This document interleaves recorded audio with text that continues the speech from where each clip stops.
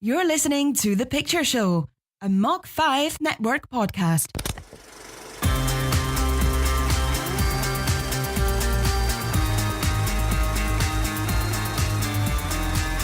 And here are your hosts, Jason Zimmerman and Jacob Lee.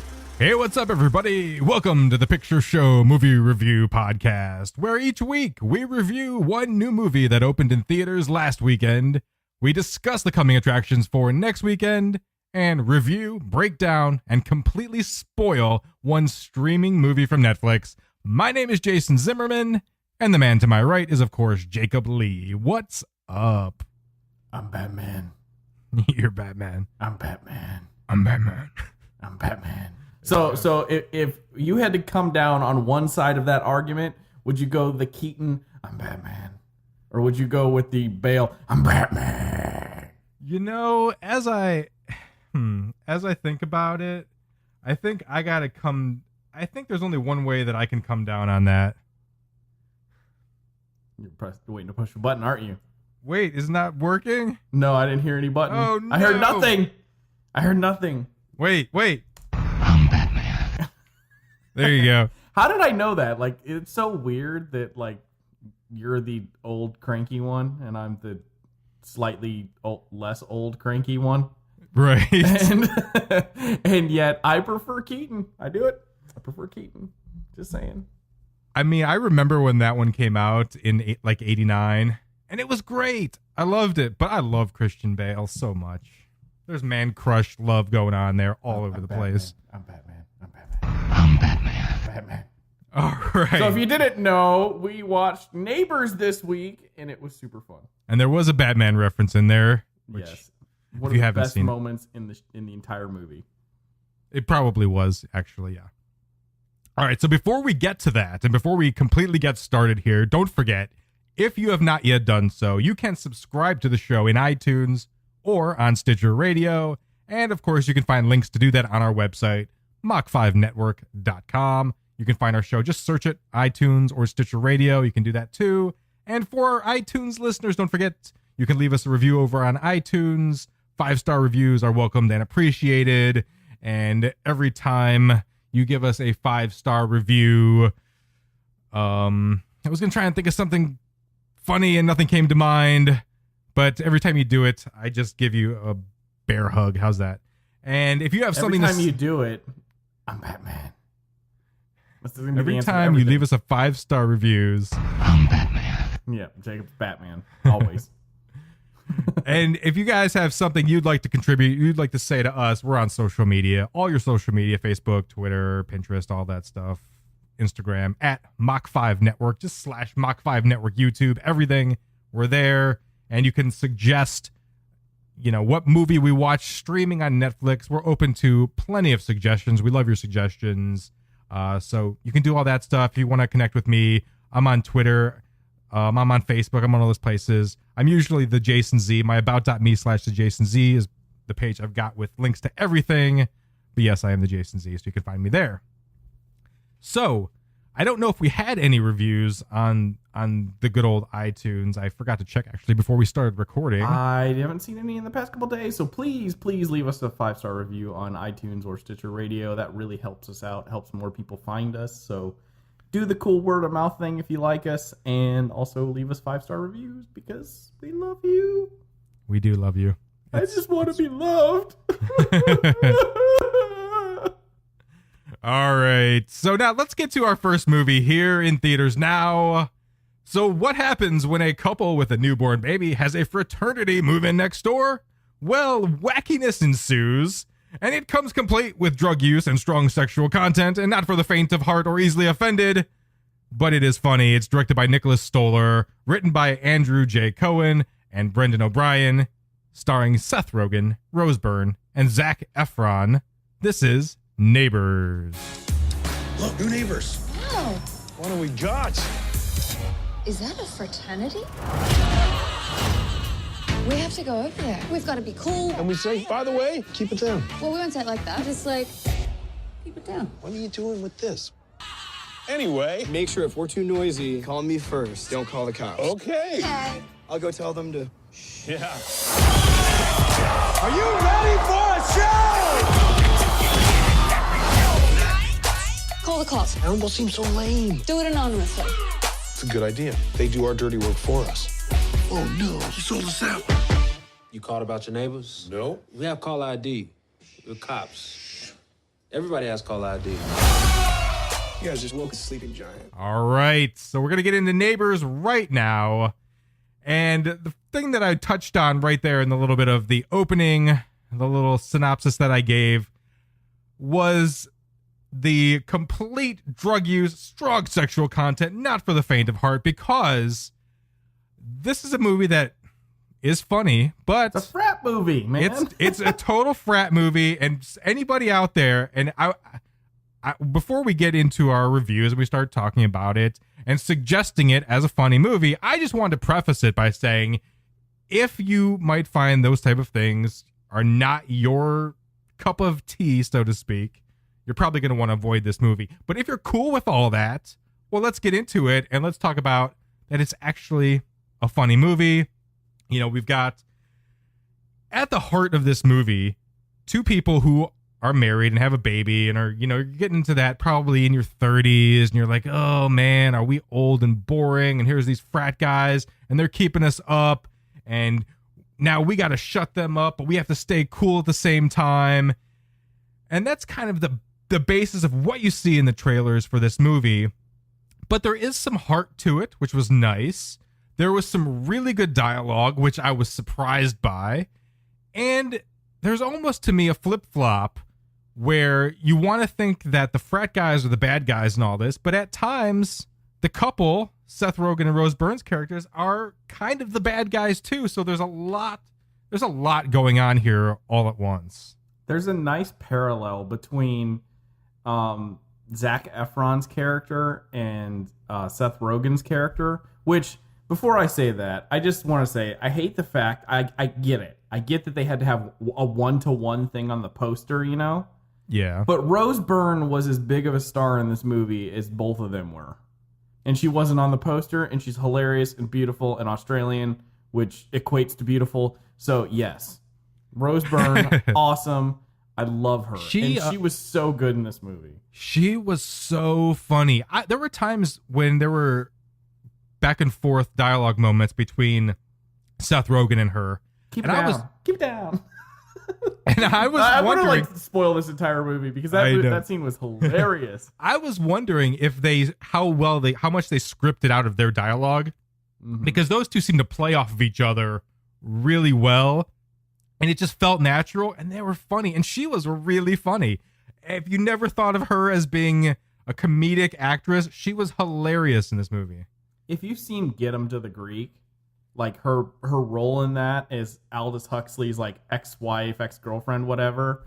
This sleazy Brit pop star thing. Like, she was hilarious in that too. So I knew she was funny coming into this, and she even still blew me away. Like, she was so good in this movie. It was funny as heck. But back to what I was saying about Seth Rogen and Zac Efron's characters. There's a nice parallel between the two of them. Like, Seth Rogen's character is like all worried about, you know, like growing up and being boring and, you know, moving on with your life and having responsibilities and that type of stuff. And so he's kind of going through that weird transition period as an adult. At the same time, Zac Efron's kind of going through that transition period from like all this stuff in college is so important, to all of a sudden it doesn't matter, you know? Right. Yep. So they have that nice parallel between the two of those quote unquote main characters, you know? And yes. it was a really, that's one of the things I've always loved about Nick Stoller movies is they have that underlying heart and like real deep understanding of like important life things, right? It's not just Three Stooges smacking you in the face or, you know, putting airbags in seats and stuff like that. There's actually a really nice human story underneath all of his movies, which is really nice. Yeah, that to me was a nice part of this movie, because after seeing the trailers for it, and I had seen the trailers for a while, and I thought, don't want to see this movie. It's going to be terrible. It turned out it wasn't so terrible after all. Now, look, there are plenty of over-the-top moments here. Oh, yeah. There are plenty of slapstick, but not as much slapstick as I thought there was going to be, which for me was good because I'm not a huge fan of the slapstick. I tend to like comedy that's a little bit smarter than just the cheap slapstick stuff. So there was some of that in there too. So I thought they kind of balanced it okay. I think it's still geared heavier towards the over the top, not quite slapstick, but the over the top humor, which was okay because I think some of the other things that they did that kind of balanced it out, made it okay for me. And despite the fact that I don't like typically movies where I feel like they're just going for cheap laughs and it's just, cheesy, this movie had plenty of moments for me where I actually laughed out loud in the theater. And so that right there made me go, okay, I definitely like this movie. I am laughing out loud. So there are laugh out loud funny moments, and those definitely, a lot of those take place with Seth Rogen and Rose Byrne trying to figure out, how are they going to get back at these frat guys and that sort of thing. So yeah, I mean, the crazy thing about when I saw this, I saw it at midnight, and on the actual midnight showing. There was a few PM showings on Thursday. I saw it at midnight, and I'm not joking, the theater was 75% full. That's crazy. Which for is a midnight crazy. Showing. Like, it was more full than, like, The Amazing Spider-Man 2, I believe, had three openings the same as this movie, and it wasn't even, it was, like, under a third packed. This was completely full. It was insane. I had to sit, I usually like to sit, 4 rows from the very front. Like, there's 1, 2, 3, 4. I usually sit in that 4th row. That's, my sweet spot when it comes to movies. Yeah. I had to sit in the second. Wow. Just so I didn't have to sit by a bunch of college kids. But yeah, the atmosphere in there was crazy because there were so many people, and you know how, when you're with other people and they're laughing out loud and it makes you laugh out loud more, it makes that whole experience better, right? Right. So I'm so thankful I got to see this in the theater because it's been a long time since I've seen a straight up comedy in the theaters where literally the entire stadium was laughing in unison at multiple points during the movie. So that was a really, really cool experience. I'm trying to think. I want to give special props because I've never liked Dave Franco before. Whenever I see him and stuff, I'm just like, yeah, you're in this because you're James Franco's brother. That's what I think of when I see Dave Franco for the most part. I mean, 21 Jump Street, all those movies. But in this one, I thought he was really good. I really liked him in it. I still see James Franco in him, like he's mini James Franco, but I liked him. He was his character was really likable. And I really liked him too in this. And I also, he was also in, and I mentioned this movie on a previous show when we were talking about Jesse Eisenberg. It's the Magician movie. What is that called? I can't remember the name of the Magician movie with Jesse Eisenberg. But Now You See Me. Yeah. He's in that also. Really good in that also. So a lot of people hate that movie. I know people who have walked out of the theater during that really? movie. Yeah. I did not hate that movie. I actually enjoyed that movie. Huh. So how's that for weird, I guess? Yeah, I guess. I still haven't watched it yet. I want to see it though. But what was I going to say? Oh, Zac Efron totally surprised me.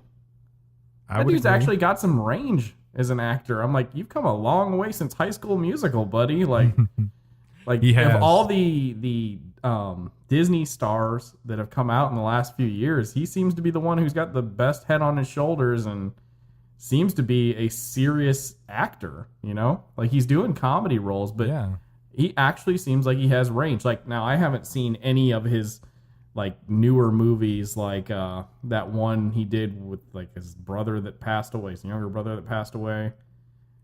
Oh yeah. That kind of heartfelt one, or any of those no. those I avoid those, yeah. Romantic drama. Those Nicholas Sparks movies, yeah. He's been in a lot of those. And then I haven't seen That Awkward Moment, which he was also in, which I've heard that he was really good in as well. But dude's got chops. I was surprised. And as I was sitting there watching him, I was kind of like, you're kind of having I don't want to jump the gun, but you're kind of having a DiCaprio career right now. I was feeling that when I was watching him on screen. I'm like, you're gonna sit around for a little while, kind of under the radar, and then all of a sudden he's just gonna blow up. I have that prediction for his career. That would be interesting. I've never thought much about him. I just always saw him as that High School Musical guy. Mm-hmm. He's definitely better than that. He's just, the problem I have, and this is not fair at all, is that he's so pretty looking. You know, he's so ripped in this movie. Like Brad Pitt. He's just, his like, you just look at the dude and you're like, how can I take you seriously? You are too perfect. Well, I mean, I felt that same way about Brad Pitt, and then I saw Seven and Fight Club. And I was like, whoa. So, yeah, I mean, he's got that going for me. It's like the Rob Lowe problem, right? Everyone says that Rob Lowe was too pretty to be a leading man in Hollywood. Plus, he had that weird sex scandal thing. Oh, but, I mean, people say that Rob Lowe, that was the reason why he wasn't, like, of those people that came along with Tom Cruise and all of them. Yeah. Like, Tom Cruise was the perfect combination of approachable and nice and funny and good looking, but not intimidatingly good looking. But yeah, I mean, that being said, regardless of how you feel about him, you can't deny that the guy's actually got talent, like crazy amounts of talent that I didn't realize he had. He definitely showed me in this movie that he can act and he can show some range, and he's maybe not just a pretty face after all, and he's got some skills. So I'm curious to see what he does in future movies. I'm not going to say he's going to be DiCaprio-ized, but you know, we'll see where he goes. Would you be surprised if he was, though? I would be surprised, actually. Okay, I wouldn't, not anymore. But I think I still would be. I think he still needs one more performance to win me over, to go, all right, I'm on your side now. I'm on Team Zach, you know. Yeah. Interesting other thing about Zac Efron, you know, recently I had gone back and rewatched Firefly. Mm-hmm. Turns out he was in Firefly. What? Yes. He is in an episode of Firefly. He plays young Simon. No way. I was watching it going, oh my God, that's a little Zac Efron. So then I waited for the credits, and it was. I couldn't believe it. So there you go. No way. He was baby Simon. Oh, yes. Jeez, that's crazy. Yes, it is. Wow. I'm trying to think. There were so many other characters. Oh, Christopher Mintz-Plasse. Oh, yeah. AKA McLovin, which right. So I feel kind of bad for the guy because like he's either the mother effer from Kick-Ass or McLovin. But even when he was in that, everyone called him McLovin. Like no one knows his real name. Like he's they don't. McLovin. Because McLovin was the perfect name. When you throw McLovin out there, no one will ever forget that. What was are you, so an Irish well done. R&B singer? What are you, Seal? Like, yeah, I'm with you. Like, but I feel bad for the guy because he's never gonna shake the term McLovin. He seems to have a good, head on his shoulders. But every time I see him in the movie, I'm like McLovin. Right. And I actually know his name, but that's the first thing that I associate with him. But he was hilarious in the small role that he had in this movie, just kind of in the background doing things. That one girl, I don't know her name, but she's in a lot of these comedies with Seth Rogen. She played kind of like their friend, like their crazy raver friend. Yeah. And who is old, but it was not old, but old their age. Right. Seth Rogen and Rose Byrne's age, but she was still like living the party life. She was she's good in everything. Like maybe it's only because she's only in these movies for like 3 minutes, but the 3 minutes that she's in these movies is just pure gold. Yes.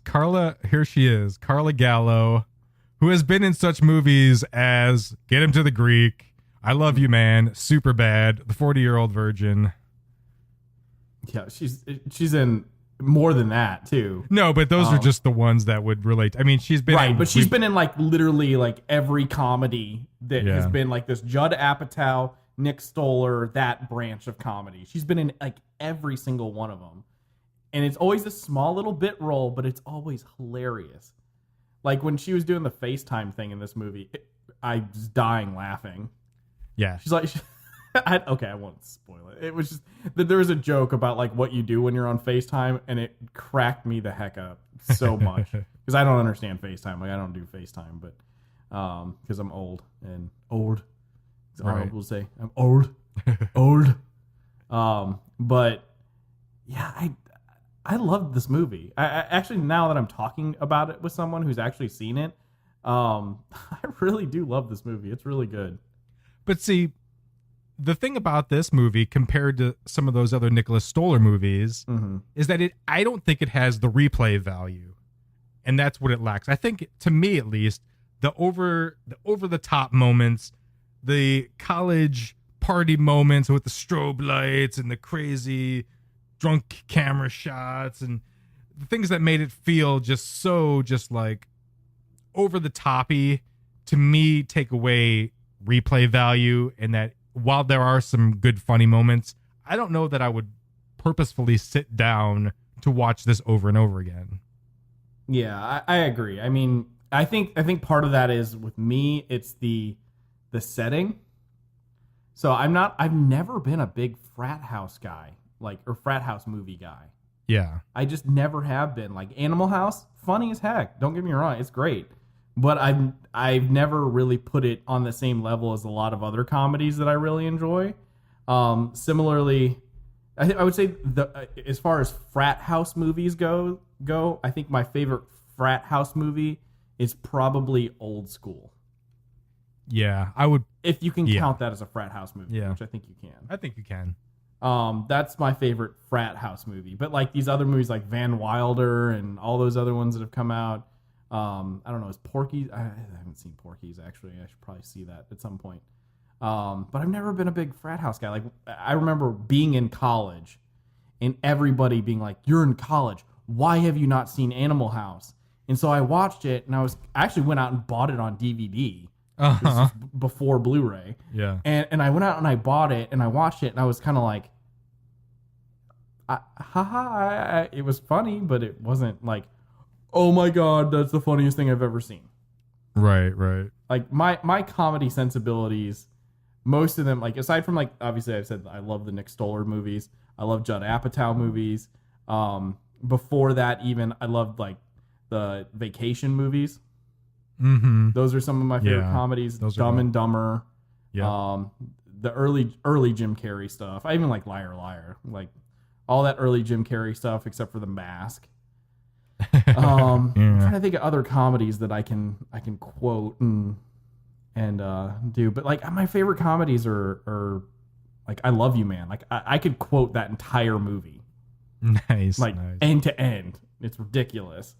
But even like the ridiculous, hey, Lenish, oh, Tip Canoe and Talatu, like all the weird like language, the Clavinisms in that movie, I can quote the entire movie from end to end.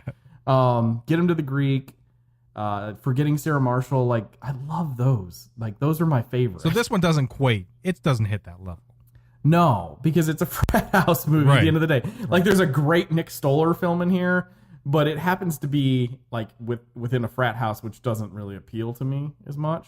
Yeah. And I don't feel like a lot of people have said this movie is incredibly quotable. And while I will agree that there are a few scenes in this movie that are very quotable, like extremely quotable one-liner, keep it down, like that, I'm Batman, like that whole bit, that's really quotable, but I don't feel like it's as quotable as like some of the other movies that he's done. I don't know either. I would think it's one of those I'd have to see it again. Yeah. To then pick out if there are something. I mean, there are a couple scenes, yes, that you could say, and even there's a scene with Zac Efron's character and Dave Franco's character where they just kind of throw these lines back and forth at each other. Yeah. And that's funny, and there's some lines you could probably pull out of there. But yeah, I don't know. I think it's one of those you'd have to see again to really pick up on some of those things, maybe. Maybe my comedy sensibilities are strange, but like one of my favorite moments in the 5-year engagement is that moment where Chris Pratt walks up to Alison Brie, who I love dearly, and he just walks up to her and goes, "Is that Chanel number 5?" And she's like, "Nope." And he's like, "So that's just how you smell?" And they just have this really awkward moment where like, "Yep, it's pretty weird." And then he just walks away. Like I love moments like that. And for the heavier, heavy-handed comedy moments, like when Chris Pratt's doing the like song about all the chicks that Jason Segel's character has been with during his like shower or whatever that was, like the engagement party, right, was hilarious.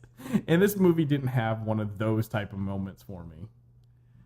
Right. So, I mean, overall, to me, it had its ups and downs. It had solid performances, I think, across the board from all the actors. I think writing wise, as far as dialogue, I liked all of that. It just maybe it was some of the frat house stuff for me that brought it down, and it was definitely some of the slapsticky stuff always kicks movies down a couple notches for me. Other aspects were able to redeem it, but at the end of the day, I could safely say that I enjoyed watching Neighbors, which is something that I didn't think that I would actually say. So overall, I can give this movie a positive review, and I didn't see that coming. Yeah, I mean, I knew that I was going to like this movie just simply because of who was behind it. Nick Stoller and Rose Byrne and Seth Rogen. Those three names alone sold me on the movie. Yeah. Oh, we forgot to mention that freaking baby. Oh, that baby was the cutest baby on planet Earth. The baby Holy was crap. very cute. Yes.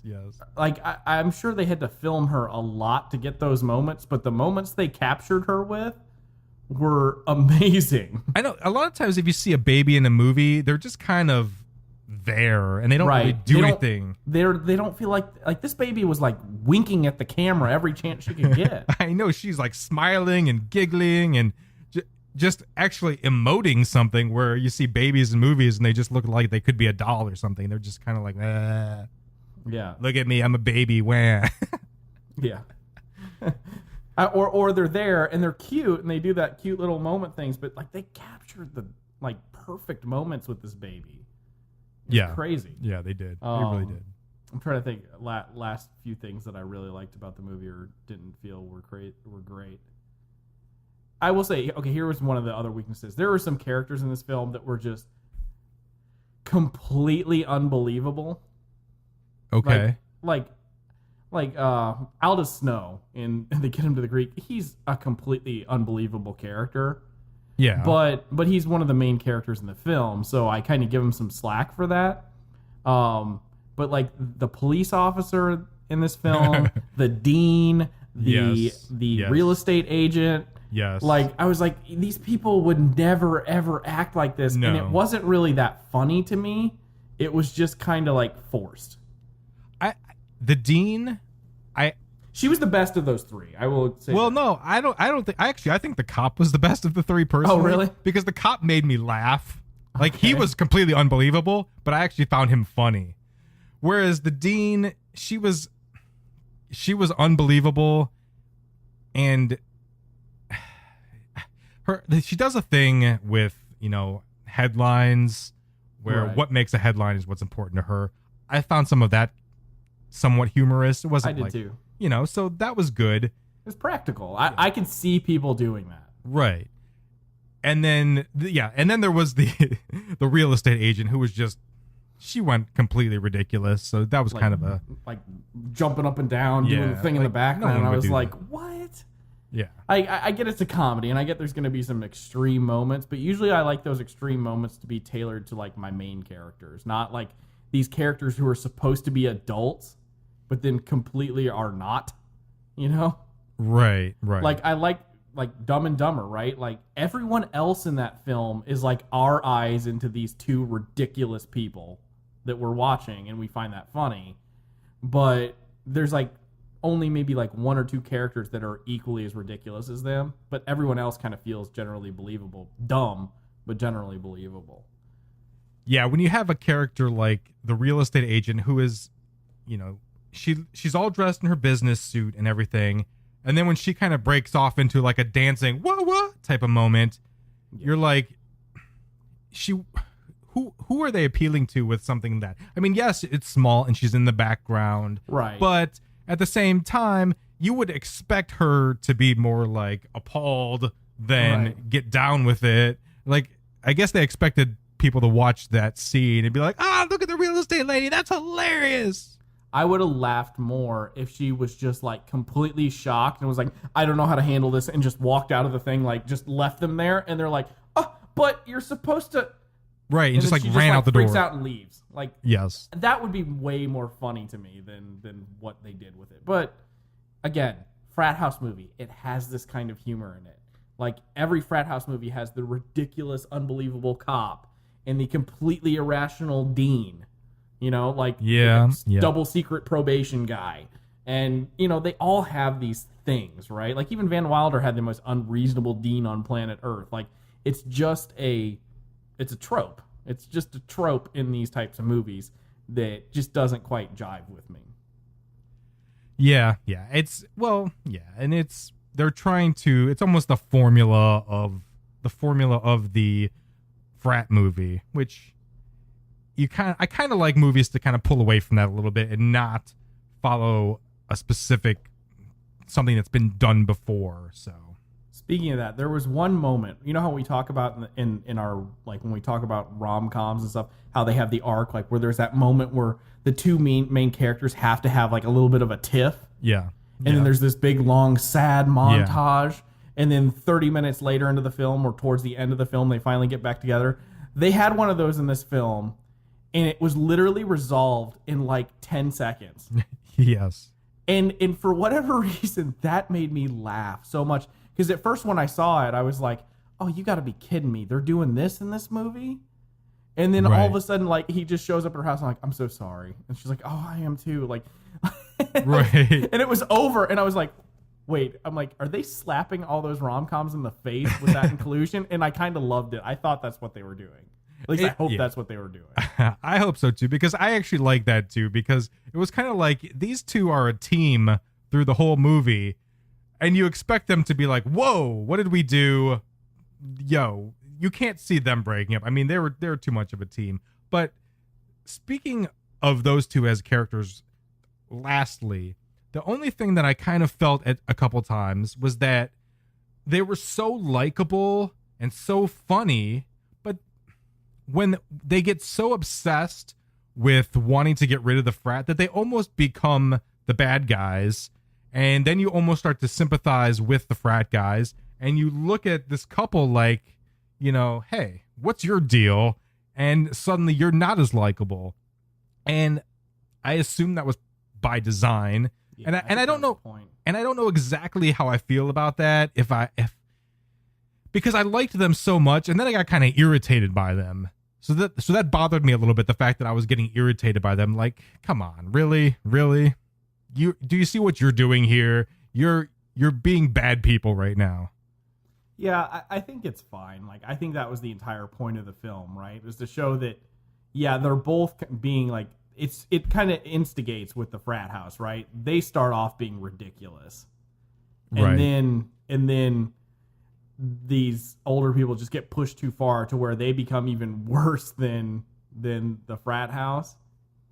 Yeah. But I like that because I think that was the point, right? To show that there is no bad guy in this movie. And like the resolution of this film, like one of the last scenes in this film, like it shows that there is literally, even after some crazy stuff goes down, there really is no bad person in this movie. Right. Yeah, that's true. That's true. So on that note, I think that's a good place to let's get to what do we rate this movie. I've got to say right off the bat, didn't think I was going to like it. Like I said, it was funny. I laughed out loud in the theater. It had some moments that I was like, really? But it had enough moments to balance it out for me. And something that I would have thought I would have given a 2 or a 1.5 going in, I have to give in, and I have to give it a 3.5. Put aside logic. Do what feels right. And yes, it defies logic, but to me, that's a high score for this movie. I got chills there. I didn't know you were going to play Spock. Nimoy. When I heard his voice, I was like, Nimoy. Ooh. I'm going to give this film, I've wrestled with myself between 2 scores, but I'm going to give this movie a 4+, which is my cheap way of saying that I don't think it quite deserves a 4.5 for me, but I acknowledge that it's better than most other movies I've given a 4. For reasons too disturbing to mention, I find that hard. There you go. Thank you, Fillion. I like it too. So there we go, a 3.5 and a 4. It's a funny movie. It's one of those that it's worth seeing to sit back, kick back, and just enjoy something that's going to make you laugh. So don't think too hard about it. Just enjoy it and laugh, and you're good to go. Now, next week, coming up, our May 16th release, we will be watching Godzilla. Godzilla wa ichiban kaiju desu. Godzilla with Bryan Cranston. I cannot wait. I'm looking forward to this movie. I think this is going to be really good. I have a really good feeling about it. I know I'm not going to be let down. Really excited next week to review Godzilla. I'm going to go see it in a few hours. Oh, boy. So excited. Nice. Very nice. Yeah, boy. I wish I wasn't too old to do that, but I am, unfortunately. I happen to have the luxury of, one, being single, and two, living right above a movie theater. So you can walk there in like yes, 2 I can minutes. walk there. Yeah, that's always nice. That's always nice. All right, here, let's recap now. A couple of Rotten Tomato scores and reviews from a couple of the movies that we talked about but did not see. First up, $1 Million Arm. This was starring John Hamm as the baseball scout. It's pleasant to a fault. $1 Million Arm is a middle-of-the-plate pitch that coasts on John Hamm's considerable charm without adding any truly original curves to Disney's inspirational sports formula, and it's sitting right now at 60%. Yeah, I mean, seeing a 60% for this film is kind of disappointing for me. I was thinking it was going to be up in the 80s for a lot of people, but that's kind of disappointing. But hey, it saves me, some money with being able to wait for that until DVD or Blu-ray. There you go. And the other movie that we talked about last week coming out, Half a Yellow Sun, with Chiwetel Ejiofor. It said, while it doesn't quite do justice to the source material, it adapts the novel with committed performances and narrative nuance. Right now, only 32 reviews, but that one's rocking a 59%. It was more of a limited release, so that's one. If you're interested in that story and in that time period, it's one you probably want to see on video. All right, let's see what's coming up. Coming attractions for May 23rd. Our wide releases. And first up, this is a no-brainer for what we will be reviewing on May 23rd. It's X-Men Days of Future Past.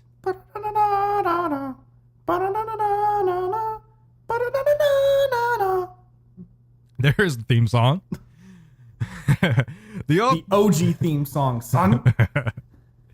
The Ultimate X-Men Ensemble fights a war for the survival of the species across 2 time periods in X-Men Days of Future Past. The beloved characters from the original X-Men film trilogy join forces with their younger selves from X-Men First Class in an epic battle that must change the past to save our future. And awesome. Yeah, it's going to be great. And one of the things that we didn't really talk about, well, we had mentioned, I don't know if it was on this show or our Mach 5 Geek News podcast, was the character of, God, why am I forgetting her name right now?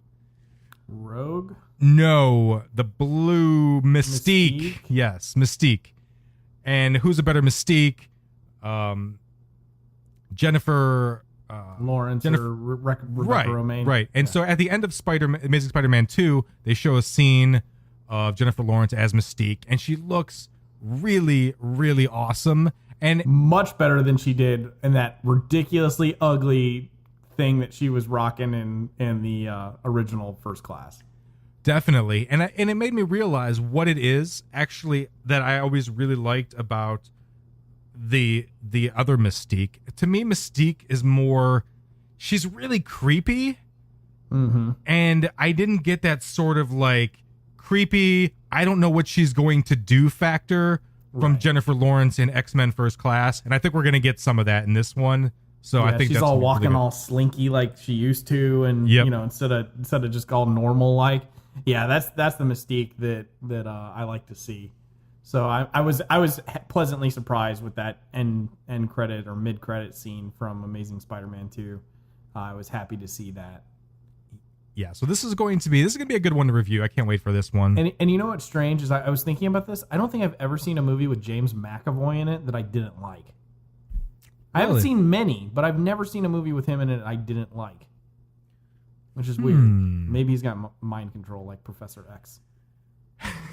Maybe he does. Maybe he does. It's funny because, every time I see him, though, I just always like him. I don't know.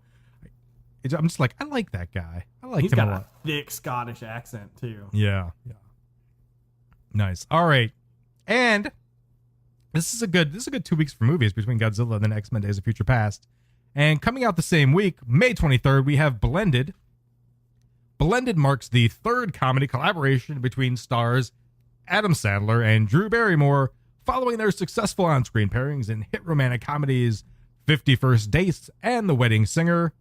In this one, after a disastrous blind date, single parents Lauren and Jim, played by Barrymore and Sandler, agree on only one thing. They never want to see each other again, but when they each sign up separately for a fabulous family vacation with their kids, they are all stuck sharing a suite at a luxurious African safari resort for a week.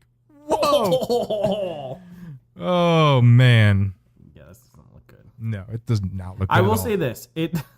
Maybe Adam Sandler has been going for a contrast effect over his past few films, but in comparison to That's My Boy and Jack and Jill and Grown Ups 2, this at least looks better than those pieces of...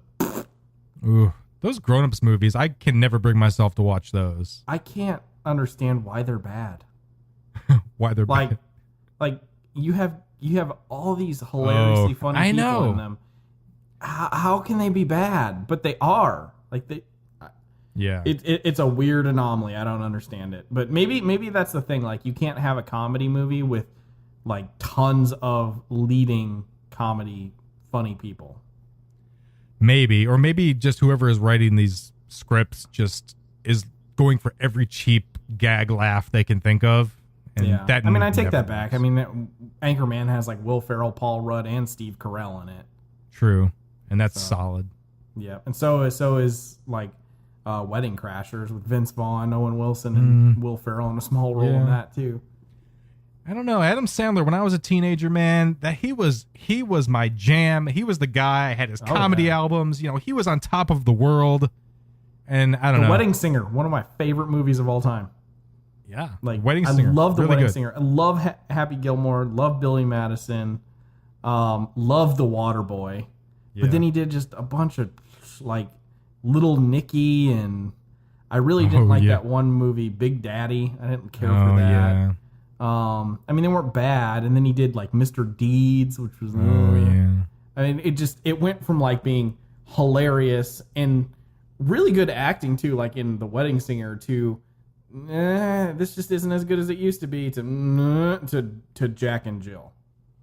I wish he would do more dramatic roles, because in the few he's done, he's really good at them. I tried to watch Punch Drunk Love. I couldn't do it. Oh, I liked it. He seems good in it. It's not my type of movie. Yeah. We've got a few limited releases coming out also that I want to get on, because we've got some good looking movies here, actually. First up, The Angriest Man in Brooklyn. Some people have bad days, but Henry Altman, played by Robin Williams, has one every day. Always unhappy and angry at the world, including everyone in it, Henry sits impatiently at the doctor's office when he is finally seen by Dr. Sharon Gill, played by Mila Kunis. Sharon, who is enduring her own bad day, reveals that Henry has a brain aneurysm. This news makes Henry even angrier. Yelling at Sharon, he demands to know how much time he has left. But faced with Henry's anger and insults, Sharon abruptly tells him he only has 90 minutes. Shocked and reeling by this news, Henry storms out of the office, leaving Sharon stunned by what she has just done in a lapse of judgment. As Sharon goes on a citywide search, Henry struggles with his diagnosis, determined to make amends with everyone he has hurt in his life. And it also stars Peter Dinklage, James Earl Jones, and Melissa Leo. That is The Angriest Man in Brooklyn. Every time I see James Earl Jones now, I think of that episode of Big Bang Theory where Sheldon goes up to him and goes, "You like Star Wars?" And he's like, all angry and stuff. He goes, "Me too." And yeah, that I will always remember. James. That was one of the best James Earl Jones things ever. and because he gets so excited about Star Wars, and he just like relays the entire plot. It's hilarious. Nice. I have never seen that episode. Oh, it's there hasn't been a lot of good Big Bang Theory episodes in the last like 2 or so seasons, but that was one of my favorite of the entire show. Awesome. Next up, Words and Pictures. This is a witty romantic drama. Words and Pictures stars the engaging duo of Juliette Binoche and Clive Owen working together on screen for the first time. Prep school English teacher Jack Marcus, played by Clive Owen, laments his students' obsession with social media and good grades rather than engaging with the power of the written word. A one-time literary star, Jack has not published in years, filling his spare time with drink versus the art of language. He meets his match in Dina Del Santo, played by Binoche, an abstract painter and new teacher on campus who was once celebrated for her art. From the start, the two flirt and provoke each other with equal relish. Words and Pictures. I don't know if I want to see Clive Owen. Nah, he could be good in that, but what the heck happened to Clive Owen? He used to like be kind of big. And then he disappeared did. off the planet Earth. I actually wanted Clive Owen at one point to be Bond, but now I kind of don't. Yeah. He went through a period where he was in a lot of things all at once. Yeah, and I think all of them were just kind of mediocre, and so he just kind of faded back into obscurity. Yeah, he did. There was one with like a bank heist or something, I thought. Oh, yeah, I know which one you're talking about. I could picture the poster. I couldn't tell you the title to save my life.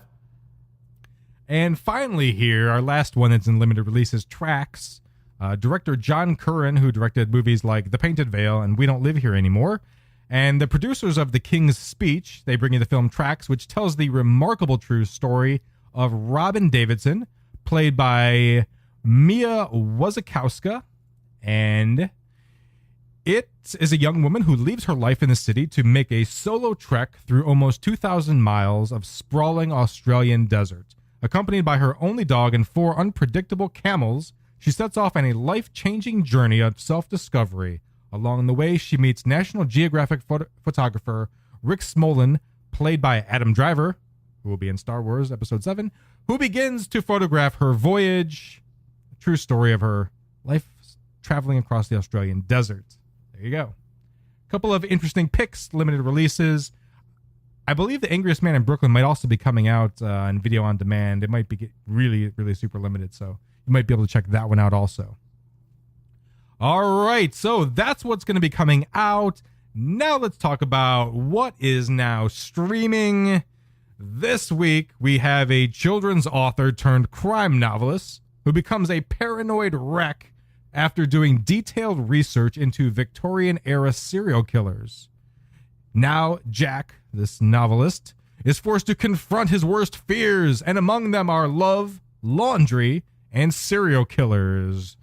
Directors Crispian Mills and Chris Hopewell, written by Crispian Mills, the screenplay, and starring the one and only Simon Pegg. This is a fantastic fear of everything. Do you have a title? Decades of Death. Chilling. It's a detective story. You know, how do they get there? What fills them with the need to victimize and kill? Why choose mass murder? Whatever happened to the hedgehog? What? I'm gonna buckle, I swear to God. I'll see you in my dreams. I'm sick of these irrational fears. Like the bloody laundrette, it's stopping me from living my life. My dreams. You must return to the scene of the crime. Begin a new life, free from fear. All right, here we go. A fantastic fear of everything. Let's get into it. Let's break it down right now. This movie, I'm sure we'll have some differing opinions on a little bit. A little bit funny, a little bit slow, definitely British and quirky. Let's get it going. Here we go. So I just want to preface this by saying that I love Simon Pegg, and whatever I say from here on out from the rest of the review does not affect my opinion of Simon Pegg in any way, shape, or form. Okay. You have been warned. Okay. Jack is an unpublished children's author whose happy marriage has been destroyed by his obsession of one of his books, Harold the Hedgehog. Now he is obsessed with serial killers and paranoid that people are always watching him. He is working on a series of scripts titled Decades of Death, about Victorian-era serial killers. His agent Claire tells him that Harvey Humphreys, the head of scripts at the BBC, is interested in Decades of Death and arranges a meeting between the two for the next day. Jack is now worried that he is the next target of the Hanoi handshake killer who cuts off 8 fingers of his victims. One day, a helicopter does a search to find the killer and flies past Jack's apartment. Frustrated, Jack permanently closes the window, shut with a bottle of super glue. Jack is now worried that Humphreys is a serial killer due to his first name being the middle name of one of the subjects for Decades of Death. And that is our opening. And this movie opens with a completely unkempt Jack, Simon Pegg, just scraggly hair, beard, the dirty t-shirt, in his underwear in a robe, just looks like a complete mess at the beginning of this movie here. Well, actually through the whole movie. Yeah, I mean, he progressively gets more disheveled throughout the entire movie, which is the point of the film. But I didn't particularly find all of his inner monologue very entertaining. Oh, you didn't? And I usually really like Simon Pegg's like inner monologue stuff, like in Shaun of the Dead and in Hot Fuzz and in, I don't know if he actually had any in The World's End, but I found his character really interesting in that. I found his character in here interesting. I just didn't feel like the script and the delivery really had that same effect of Simon Pegg. Like even Simon Pegg as Scotty is fantastic, but something about this, and I don't think it was his performance, something about this just didn't work for me. I mean, it starts off, this movie to me got off to a slow start, and it was a little awkwardy, quirky, different, but I always throughout it really liked his inner monologue. To me, those were some of the best moments and funniest lines in the whole thing, just the things that he would say to himself. Yeah, I think it was a little too manic and hard for me to like really get into that. Yeah. I found it just kind of being way too over the top and forced, even though I'm sure that's what he was directed to do. Well, yeah, it's almost like his brain, though, is going, like he's so paranoid and he's so fearful and so worried. Like the scene right here where, the helicopter flies by and then the serial killer and his name is out there or whatever, and Humphreys, and he starts trying to say, okay, Humphreys is this and this and this, his name is this, which means this, and then he becomes that, so he must be a killer. Just the way his brain is like putting all these two and two and two and twos together that should never be connected. And to me, it was rolling along so quickly that it was causing my eyes to roll into the back of my head. Okay. Because yes, I get that it was supposed to be like da, da, da, da, da, da, but I was like, this is too quick. I don't care. Yeah. I guess it captured that kind of manic nature well, but Yeah. it wasn't particularly enjoying for me to watch. So later, a group of young carolers asks Jack for some money and take off with his sock, which he puts the money in. Jack attempts to get rid of the carving knife he carries around with him, only to find it's super glued to his hand. Jack, who has a fear of laundromats, or the laundrettes, as he says, must clean his clothes for his meeting with Humphreys. Tony, a community support police officer, asks Jack if he is okay, due to being told by the kids who stole his money. Tony wanders off. Jack puts his dirty clothes in the oven to dry. Jack finds his apartment filled with smoke and wanders to the kitchen, where he opens the oven and finds that his clothes have burned. Yeah, really? You're manic, but are you dumb too? Unknown to Jack, the extreme heat has blown off one side of his hair, causing him to look all freaky and weird. Yeah, it was, he lost track of his clothes. I mean, putting his clothes in the oven in the first place was just not a good idea. And there was like fire in there too. So his clothes pretty much would have cooked anyway. That was a little bit awkward. But what we're starting to see here, and throughout all of this so far, he keeps having all these weird visions that involve, he doesn't, we found out he doesn't like the laundromat. He keeps seeing this eyeball in places. And so they're kind of leading up to this weird, like, what are these visions he's having? We don't understand yet. What's the deal with the laundromats? Why are all his clothes always dirty? So part of the problem in the beginning, I think for some people might be that you see these type of things happening and none of that's going to get really resolved until the end. So you just have to kind of deal with things that you don't understand why you're seeing them or why they're happening, and they just look weird until you know what's going on with him. And I totally don't understand all the symbolism of all of it, and I wasn't really caring at the end of this film. But Jack calls Professor Friedkin, an old friend, and asks him to help Jack with his fear of laundromats. He suffers a series of hallucinations and realizes that he must confront his fear by going to a laundromat. He tells Professor Friedkin that his phobia comes from being abandoned by his mother at one. While at the laundromat, Jack gets into an argument with the owner about not putting soap in the washer. When the owners are about to leave, Jack takes his super glued hand out of his pocket and accidentally shows the carving knife to everyone. The customers call the police, who show up and arrest Jack after tasing him. Right. In one of the weirdest tasing scenes I've ever seen. Who falls out of the truck and escapes. He runs into one of the customers, an Indian woman. The two share goodbyes and run into Tony, who follows after the woman. Jack searches the back of the laundromat and finds a hatch. Upon opening it, he is knocked out. Yes. So the laundromat scene where he's doing laundry, again, just that breakneck, manic, like all over the place type thing. It slowed down a little bit, but it was still very, very strange to watch. Well, even before the laundromat though, when he wants to get over his fear of laundromats because he has no clean clothes, and he has to go see Professor Friedkin, who's like at a child's birthday party. Mm-hmm. I thought that part was funny for some reason.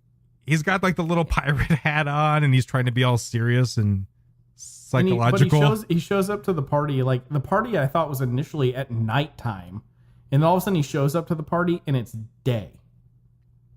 If I didn't catch that, if that it like pulled me out of it for a second. I missed that. It was really strange, but maybe because he was walking around that room and it was dark. Maybe he opened up a window, or like the curtains were closed or something. But it was dark in there. Like when the professor like pulls out I'm assuming it was weed from the top of his like door sill, right? And he's talking to him on the phone. And the next thing you know, like he's at this kid's like party, but now it's daytime. It's like it's reversed, or they started the party at like 4 a.m. when it was pitch black, and then all of a sudden, like he got to the party and it was 8 a.m. and the sun came up. Like, it was bizarre. But that whole sequence was, again, bizarre and surreal and trippy. Yes, like I think it was supposed to be, right? Like, there's supposed to be parts of this film that are incredibly trippy, and there's supposed to be parts that are ridiculously hard to follow because his mind is going in 8 million directions at any given point in time. They are, but we're starting to learn that now he has these deep-seated issues because he was abandoned as a child. And the scene at the laundromat when he first walked in, I thought was interesting, the way all the women just kind of stared at him, and he didn't know that he looked as bad as he did at first. He didn't realize that he had like burned half of his face. Right. But I mean, that part, I think the inner monologue worked for me when he was like judging all the other women like for looking at him all weird. That part kind of worked for me, but it was still... I'm trying to think. I felt no joy as I was watching this movie. Okay. I felt no joy. And it's supposed to be a comedy, right? Like maybe a dark comedy. Yes. But at the same time, I felt no joy as I was watching this movie, where like there were scenes where there were clear like homages to some of the other like horror films, like Psycho when he's in the shower and stuff. Yep. Like, there are clear homages, which were kind of cute. But at the end of the day, there are moments, too, that kind of reminded me of American Psycho, where that's a really dark... I guess you could call it a comedy. I mean, it's really dark. Yeah, it is. But I laughed so much in that movie. In this movie, which was much more on the comedy spectrum, I never laughed. That's a problem. Okay, I can see That's that. a problem in a comedy. So, oh well. Jack awakens in the basement and finds himself tied up with the Indian woman, who tells Jack that her name is Sangeet? Sangeet? I think it was Sangeet. I think it was Sangeet. Jack tells Sangeet that he reckons that they are about to be killed, but she thinks it is a case of a mistaken identity. Tony shows up and tells him to get help. He closes the hatch and says he would rather stay in the basement. He reveals himself as the Hanoi handshake killer and tells them that they are his next victims. Sangeet unties herself and tries to escape, but is dragged back by Tony. Tony tells him that the laundromat used to belong to his grandmother and that the basement was his old bedroom. He now lives in the basement, unknown to the current owners, who are the two Asian women upstairs. The result was an obsession with washing machines. Tony tells them that once the machine gets to rinse, he will kill them. Dun dun. And we're getting into some more things that were kind of funny. I mean, Tony is this, what kind of a officer was he? Oh, community support police officer. Yeah, something. So just the kind of lamest type of police officer, the most seemingly innocuous type of guy, just like somebody you don't really notice. You're like, hey, Tony. He'd be like, hey, what's up? That sort of thing. But, you know, when he comes down now and he's talking to them, and I don't even know, I'm trying to scan ahead, but when he comes down and he says he's going to kill them, and then they start to have these conversations, that to me was really funny because it's just such like they're having this awkward conversation with a guy who is a serial killer and who is not really very threatening at all. Right. And I guess I mean they did it for comedy purposes, but it really didn't work for me. I mean, there are parts of it that work, like when he walks in and has the final countdown playing. Right. At this point, I had already heard so many good songs throughout the course of this film. I was just kind of like, okay, it's cool. It's another good song. That's one thing this movie has, is a really good soundtrack. But it's another cool, funny song. And I saw the little like strobe light 80s goggle things, and it was kind of funny. But still, I was watching that scene. I'm like, it's an homage to American. I thought it was an homage to American Psycho. Like when he comes in, he's like, "Do you listen to Huey Lewis in the news?" Like that's what it was reminding me of. He was using that kind of music as some like weird, awkward conversation piece. But I laugh more in the American Psycho scene than I do in the scene that's supposed to be funnily spoofing it. But see, I actually kind of laughed out loud. He comes in and he's playing, you know, it's the final countdown. You know, it's like blaring. And he's like, this is classic rock. And Simon Pegg's like, well, it's really more 80s hair metal.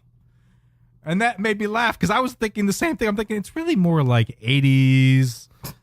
And so I laughed because I identified with, you know, Simon Pegg's character with his musical choices. I mean, there's scenes where he's talking about where he, you know, when he works up the courage to actually go to the laundromat, he's got like this Ice Cube song playing. And I have that tape somewhere that has that song on it.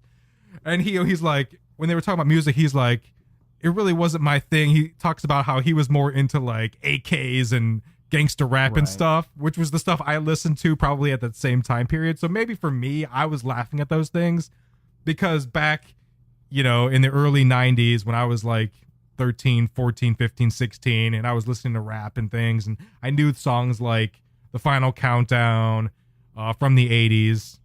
Maybe there was something that I identified with that it touched a nerve that I thought was funny, and those scenes were making me laugh.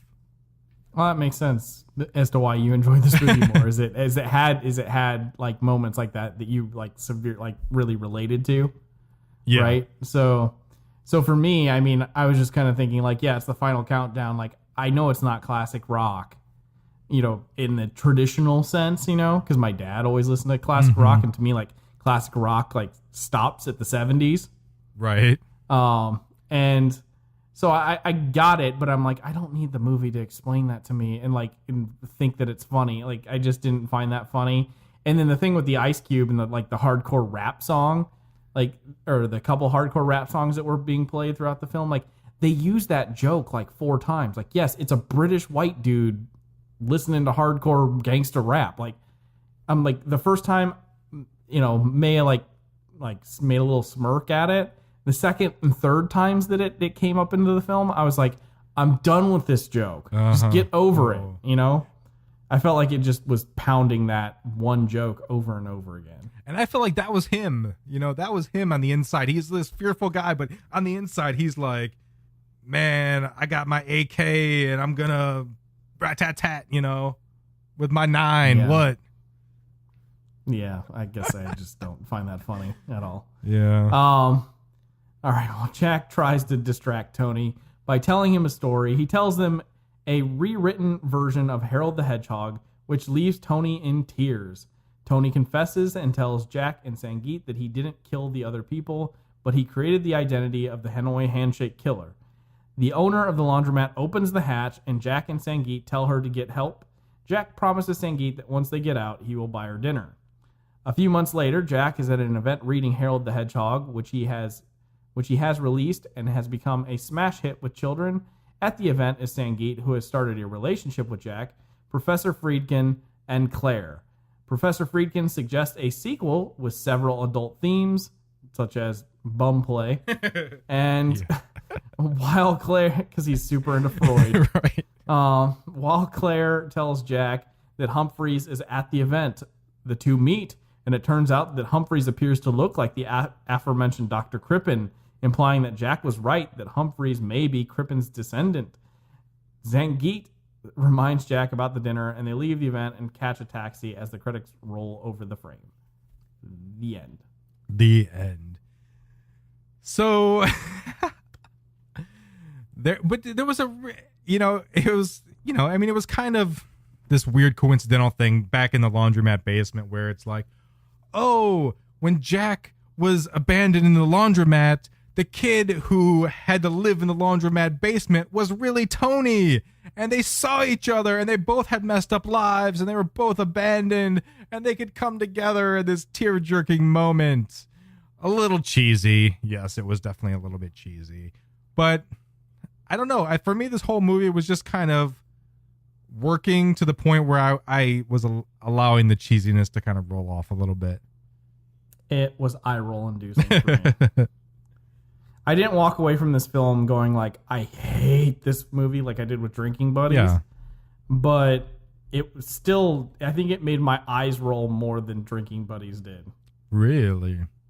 And before anyone goes, Jacob just doesn't like indie comedies. Like, I really like that one with Aubrey Plaza, or these two indie comedies with Aubrey Plaza, the To-Do List and Safety Not Guaranteed. Safety Not Guaranteed, which was a little slower too. Mm-hmm. To-Do List was a much different vibe than that, but I liked both of those. Again, 500 Days of Summer, one of my favorite like movies, just flat out movies. There are other indie. There's a indie like serious like coming of age thing like Thumbsucker. I really like. I like indie movies. There are just certain indie movies that I just don't like. There's like a much bigger contrast, I think, between the indie movies I don't like and the ones that I like. Like the ones I like, I really like, and the ones that I don't like, I really don't like. And there's hardly kind of any that are really in between there with indie movies for me. Yeah. Clearly. So, I mean, I think that's why they're indie movies, right? Is that there's something about them that appeals to a really big niche, right? Whatever that niche is. Like for you, like this had elements that really appeal to you. Drinking Buddies had elements that really appeal to you. For those movies, like they had elements that really didn't appeal to me, but like 500 Days of Summer and the To-Do List really did. Yeah. So yeah, I think just, that's why they don't get wide releases, right? They're not safe bets. I think this is the best way to put them. But that being said, I didn't like this movie. I love Simon Pegg, and I don't think I've seen a movie with Simon Pegg in it that I didn't like. Like, I love both Star Trek films. I love all three of the Three Flavors Cornetto trilogy, pseudo trilogy. Mm-hmm. I'm trying to think what other films Simon Pegg has been in. I never saw that one with him, like Run Fat Boy Run with Thandie Newton. I never saw that one, and there's another film with him in it that I never saw as well. But I mean, everything otherwise I've seen Simon Pegg in. Like Hot Fuzz, I laughed through like half of that movie. Shaun of the Dead was great. The World's End, the weakest of the three, but I still really enjoyed it. And so, yeah, I don't know. Yeah, I mean, I just didn't. I mean, this one had some really slow moments. It had some trippy moments. It had some things that definitely made it more on the quirkier, odd type of side. but it, to me, also kept me interested, and it kept me laughing at times, and it kept me wanting to watch it all the way through and see what happens. And throughout, I felt that I was fairly satisfied. I wouldn't put this as my favorite Simon Pegg movie by any stretch of the imagination, but it kind of, to me, went very middle of the road, where it was enjoyable, it went along, I laughed, I enjoyed it, and I would actually watch it again. So I wouldn't. I'm going to put this one into the memory banks and throw it away. It'll be one that you say, yeah, I saw that, and that's it. Yep. Well, I'm going to come out right now. Like I said, it's very middle of the road, but I'm going to give it, out of 5 stars, I give A Fantastic Fear of Everything a 3 out of 5. That's what I'm talking about. And Simon says that's what I'm talking about. So there you go. From Hot Fuzz. I think that was Yeah, from it Hot Fuzz. I'm going to give this movie the same rating I gave Drinking Buddies, which is a 1.5. I immediately regret this decision. Oh, the big 1.5. Seriously, I had that moment.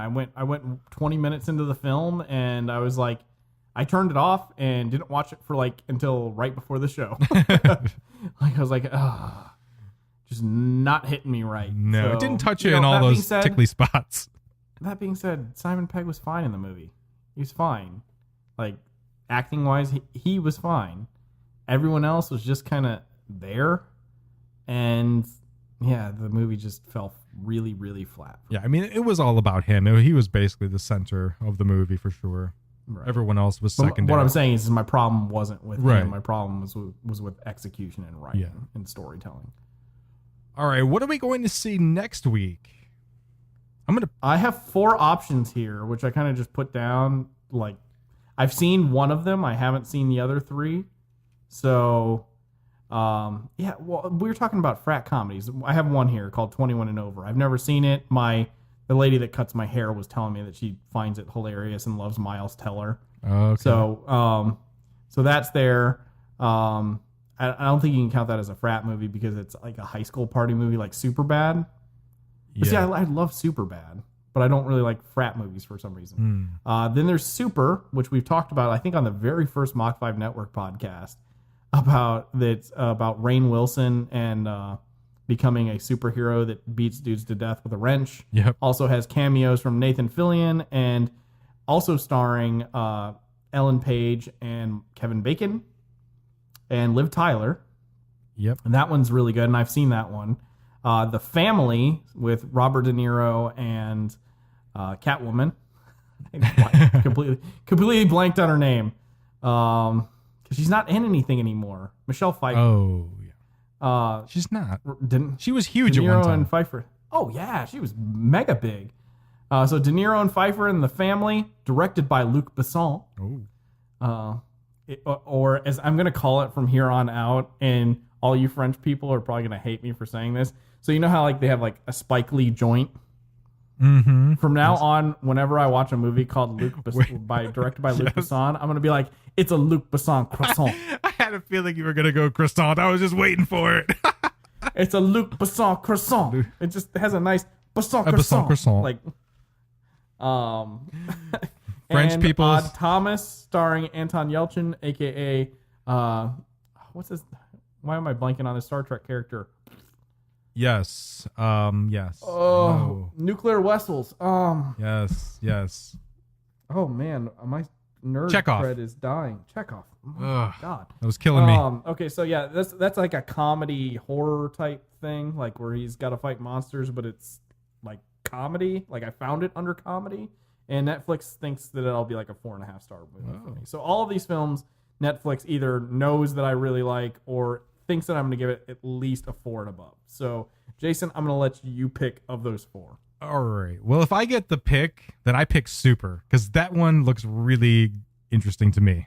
It's awesome, and I'm not mad at all about that. I would love to just talk about it, which is what the Netflix review is. It's just the two of us rehashing the movie and talking about it and having a good time with it. So I am totally okay with that. Super's awesome. And everyone who is listening who hasn't seen Super, and even if you have seen Super, you should go rewatch it because it's awesome. And I have it on Blu-ray. Nice. All right. So next week, we've got a couple of, I think, some good movies then. We're going to be talking about Godzilla and Super. I'm excited to see Super. I really am. That one I actually put in my queue recently. I'm like, I got to watch this movie. Because after we talked about it on one of our previous shows, I was like, yeah, I have to see this movie. I think we were talking about Guardians of the Galaxy. I think it's the same director. Yeah, it is. It's Pam's ex-husband, James Gunn. Yes, James Gunn. That's right. Pamela. There you go. All right, so next week, stay tuned for Godzilla and Super will be our 2 movie picks. And until then, you can find us on social media. You can chat with us, all that good stuff. Send us an email. Request a movie. You know, we're here going through the Netflix, picking things out. But if there's something you're like, I would love to see what you guys think of it, or something that you've been thinking about seeing on Netflix and you would like to watch it and then, you know, join in on the conversation with us talking about it, you can request it that way too. So do so and join in and be part of the show. We always welcome that. So on that note, guys, we will talk to you next week for next week's Picture Show podcast. We've got more great movies to talk about. So until then, take care. Peace out. This has been a Mach 5 Network production. Be sure to subscribe to our shows on iTunes and Stitcher Radio. You can also like us on Facebook at facebook.com/Mach 5 Network. Follow us on Twitter at Mach 5 Network and email us at mach5network@gmail.com. Until next week, I'm your announcer, Crown Jules, logging off.